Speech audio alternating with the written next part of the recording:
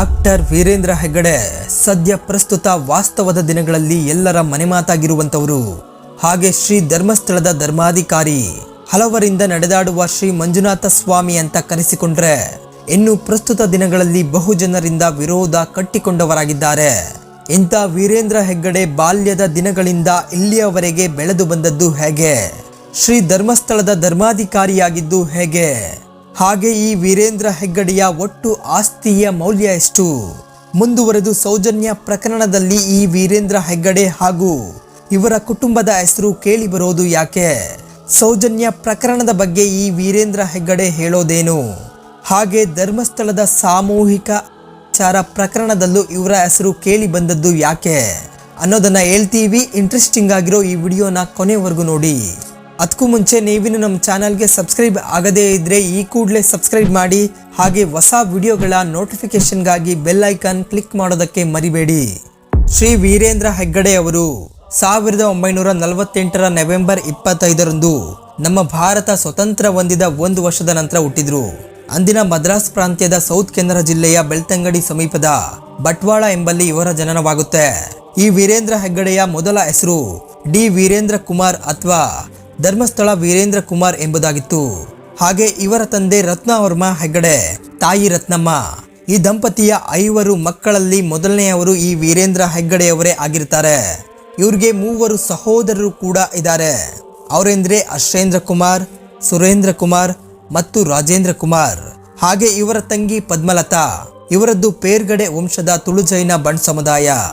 ಮುಂದುವರೆದು ವೀರೇಂದ್ರ ಕುಮಾರ್ರ ತಂದೆಯಾದ ರತ್ನವರ್ಮ ಹೆಗ್ಗಡೆ 1955ರಲ್ಲಿ ಶ್ರೀ ಧರ್ಮಸ್ಥಳದ 20ನೇ ಧರ್ಮಾಧಿಕಾರಿಯಾದ್ರು. ಇವ್ರಿಗೆ ಧರ್ಮಾಧಿಕಾರಿ ಪಟ್ಟ ಅನ್ನೋದು ವಂಶ ಪಾರಂಪರ್ಯವಾಗಿ ಬಂದಂಥದ್ದು, ಅಂದ್ರೆ ತಂದೆಯಿಂದ ಹಿರಿಯ ಮಗನಿಗೆ ಬರುವಂಥದ್ದು. ಇಂಥ ರತ್ನವರ್ಮ ಹೆಗ್ಗಡೆ ಧರ್ಮಾಧಿಕಾರಿ ಆಗಿರುವಾಗಲೇ 1957ರ ವಿಧಾನಸಭೆಯ ಚುನಾವಣೆಗೆ ಸ್ಪರ್ಧಿಸಿ ಬೆಳ್ತಂಗಡಿ ಕ್ಷೇತ್ರದಲ್ಲಿ ಕಾಂಗ್ರೆಸ್ ಅಭ್ಯರ್ಥಿಯಾಗಿ ನಿಂತು ಭರ್ಜರಿ ಗೆಲುವು ದಾಖಲಿಸ್ತಾರೆ. ಮುಂದುವರೆದು ವೀರೇಂದ್ರ ಹೆಗ್ಗಡೆಯ ಬಾಲ್ಯ ಮತ್ತು ಶಿಕ್ಷಣದ ಕಡೆಗೆ ನಾವು ಕೊಂಚ ನೋಡೋದಾದ್ರೆ, ವೀರೇಂದ್ರ ಹೆಗ್ಗಡೆ ಅವರು ಅವರ ಅಪ್ಪ ಅಮ್ಮನ್ಗಿಂತ ಅವರ ಅಜ್ಜಿಯ ಜೊತೆಗೆ ಹೆಚ್ಚು ಒಡನಾಟ ಹೊಂದಿರುವಂತವರಾಗಿದ್ರು. ಹಾಗೆ ಇವ್ರಿಗೆ ಯಕ್ಷಗಾನ, ಸಿನಿಮಾ ಅಂದ್ರೆ ತುಂಬಾ ಇಷ್ಟ ಅಂತೆ. ಮತ್ತೆ ವೀರೇಂದ್ರ ಹೆಗ್ಗಡೆಯವರು ತನ್ನ ಹುಟ್ಟೂರಿನಲ್ಲಿ ಆರಂಭಿಕ ಶಿಕ್ಷಣ ಪಡೆದು ನಂತರ ಬೆಂಗಳೂರಿಗೆ ಬಂದು ಶೇಷಾದ್ರಿಪುರಂ ಹೈಸ್ಕೂಲ್ನಲ್ಲಿ ಪ್ರೌಢ ಶಿಕ್ಷಣ ಮುಗಿಸಿದ್ರು. ಇದಾದ ಮೇಲೆ PUC ಪಾಸಾದ ವೀರೇಂದ್ರ ಹೆಗ್ಗಡೆಯವರು ನಂತರ BA ಪದವಿಯನ್ನ ಕೂಡ ಇಲ್ಲೇ ಪಡೆದ್ರು. ಮುಂದುವರೆದು ಧರ್ಮಸ್ಥಳದ ಧರ್ಮಾಧಿಕಾರಿಯಾಗಿದ್ದ ರತ್ನವರ್ಮ ಹೆಗ್ಗಡೆಯವರು 1968ರಲ್ಲಿ ಸಾವನ್ನಪ್ತಾರೆ.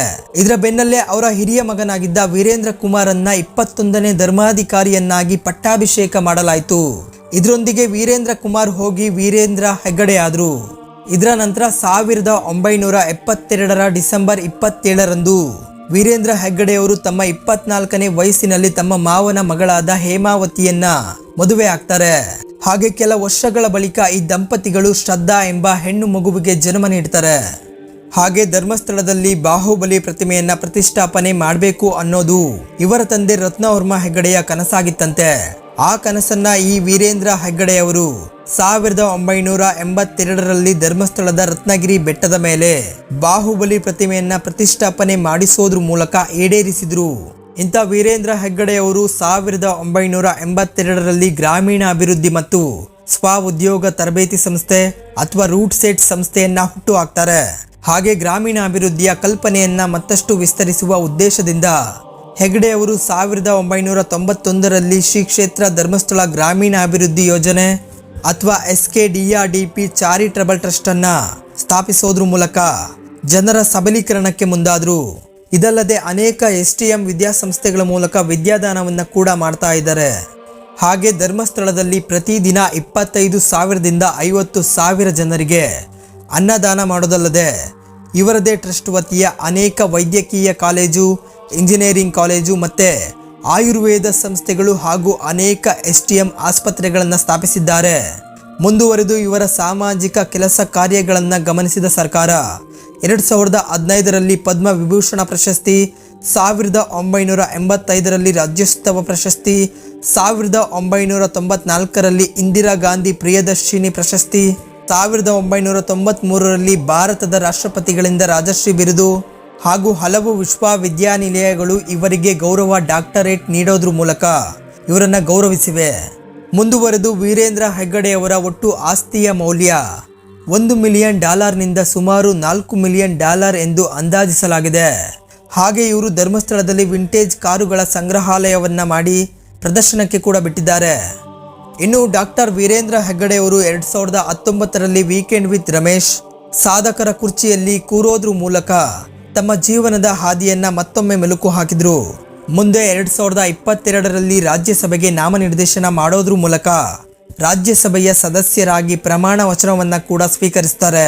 ರಾಜ್ಯಸಭೆಯ ಸದಸ್ಯನಾಗಿ ಹಾಗೆ ಈ ವೀರೇಂದ್ರ ಹೆಗ್ಗಡೆಯವರು ಧರ್ಮಸ್ಥಳದಲ್ಲಿ ಅನ್ನಪೂರ್ಣ ಅಡುಗೆ ಮನೆ ಎಂಬ ಅನ್ನದಾನ ಛತ್ರವನ್ನ ನಡೆಸಿಕೊಂಡು ಬರ್ತಿದ್ದು, ಇದು ಭಾರತದ ಅತಿದೊಡ್ಡ ಮತ್ತು ಹಳೆಯ ಮನೆತನದವರು ನಡೆಸಿಕೊಂಡು ಬರ್ತಿರುವ ಅನ್ನದಾನ ಛತ್ರಗಳಲ್ಲಿ ಈ ಅನ್ನಪೂರ್ಣ ಅಡುಗೆ ಮನೆಯು ಒಂದಾಗಿದೆ. ಹಾಗೆ ಈ ಅಡುಗೆ ಮನೆಯು ಪ್ರತಿದಿನ ಸುಮಾರು 50,000 ಜನರಿಗೆ ಆಹಾರವನ್ನ ನೀಡುತ್ತೆ.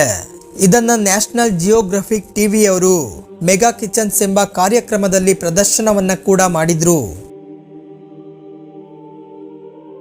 ಹಾಗೆ ಈ ವೀರೇಂದ್ರ ಹೆಗ್ಗಡೆಯವರ ಮೇಲೆ ಪ್ರಮುಖವಾಗಿ ಕೇಳಿಬರೋ ಆರೋಪಗಳಲ್ಲಿ ಈ ಸೌಜನ್ಯ ಪ್ರಕರಣವೂ ಒಂದು. ಈ ಸೌಜನ್ಯ ಪ್ರಕರಣದ ಬಗ್ಗೆ ಈ ವೀರೇಂದ್ರ ಹೆಗ್ಗಡೆಯವರು ಹೇಳೋದೇನೆಂದ್ರೆ, ವೀಕ್ಷಕರೇ, 2012ರಲ್ಲಿ ಸೌಜನ್ಯ ಜೊತೆ ಏನು ನಡೀತು ಅನ್ನೋದು ನಿಮ್ಗೆಲ್ಲ ಸಾಮಾನ್ಯವಾಗಿ ಗೊತ್ತೇ ಇದೆ. ಈ ಕೇಸ್ನಲ್ಲಿ ಸಂತೋಷ್ ರಾವ್ ಆರೋಪಿ ಎಂದು ಆರಂಭದಲ್ಲಿ ಅರೆಸ್ಟ್ ಮಾಡಲಾಯಿತು. ಆದ್ರೆ ಸಂತೋಷ್ ರಾವ್ ಆರೋಪಿಯಲ್ಲ, ಬದಲಾಗಿ ವೀರೇಂದ್ರ ಹೆಗ್ಗಡೆಯವರ ತಮ್ಮ ಹರ್ಷೇಂದ್ರ ಕುಮಾರ್ರ ಮಗ ನಿಶ್ಚಲ್ ಜೈನ್ ಮತ್ತು ಇತರ 3 ಸೇರಿ ಇದನ್ನ ಮಾಡಿದ್ದಾರೆ ಅನ್ನೋದು ಸೌಜನ್ಯ ಕುಟುಂಬಸ್ಥರು ಮತ್ತು ಕೆಲ ಮುಖಂಡರ ವಾದವಾಗಿದೆ. ಅಲ್ಲದೆ ವೀರೇಂದ್ರ ಹೆಗ್ಗಡೆಯವರು ತಮ್ಮ ರಾಜಕೀಯ ಪವರ್ ಅನ್ನ ಬಳಸಿಕೊಂಡು ತಮ್ಮನ ಮಗನನ್ನ ರಕ್ಷಣೆ ಮಾಡ್ತಿದ್ದಾರೆ ಅನ್ನೋದು ಇವರ ಮೇಲೆ ಕೇಳಿಬರೋ ಪ್ರಮುಖ ಆರೋಪವಾಗಿದೆ. ಆದ್ರೆ ಘಟನೆ ನಡೆದ ದಿನದಂದು ತಮ್ಮನ ಮಗ ವಿದೇಶದಲ್ಲಿದ್ದ. ಧರ್ಮಸ್ಥಳದ ಹೆಸರನ್ನ ಹಾಳು ಮಾಡಲು ಕೆಲವರು ನಮ್ಮ ಕುಟುಂಬದವರನ್ನ ಇದರಲ್ಲಿ ಎಳೆದು ತರ್ತಿದ್ದಾರೆ ಅನ್ನೋದು ವೀರೇಂದ್ರ ಹೆಗ್ಗಡೆ ಅವರ ಮಾತಾಗಿದೆ. ಮುಂದುವರೆದು ಇದರ ನಡುವೆಯೇ ಜುಲೈ 2025ರಲ್ಲಿ ವೀರೇಂದ್ರ ಹೆಗ್ಗಡೆ ಅವರ ಮೇಲೆ ಧರ್ಮಸ್ಥಳದ ಸಾಮೂಹಿಕ ಅಂತ್ಯಕ್ರಿಯೆಯ ಮತ್ತೊಂದು ಆರೋಪವೂ ಕೂಡ ಮೂಡಿ ಬರುತ್ತೆ.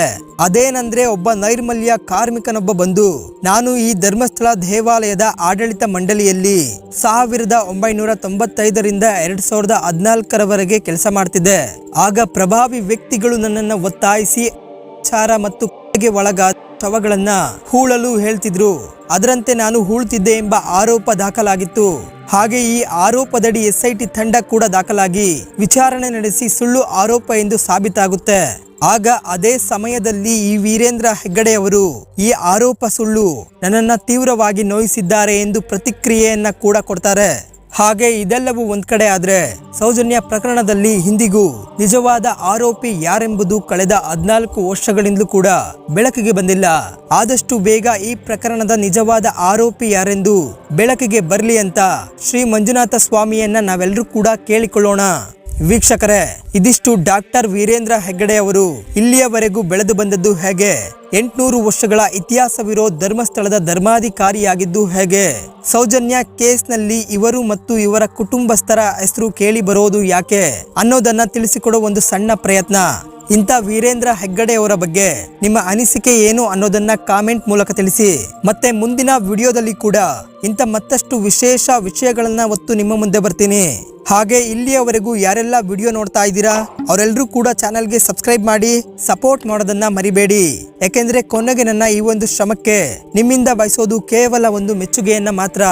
Anyway, thank you for watching.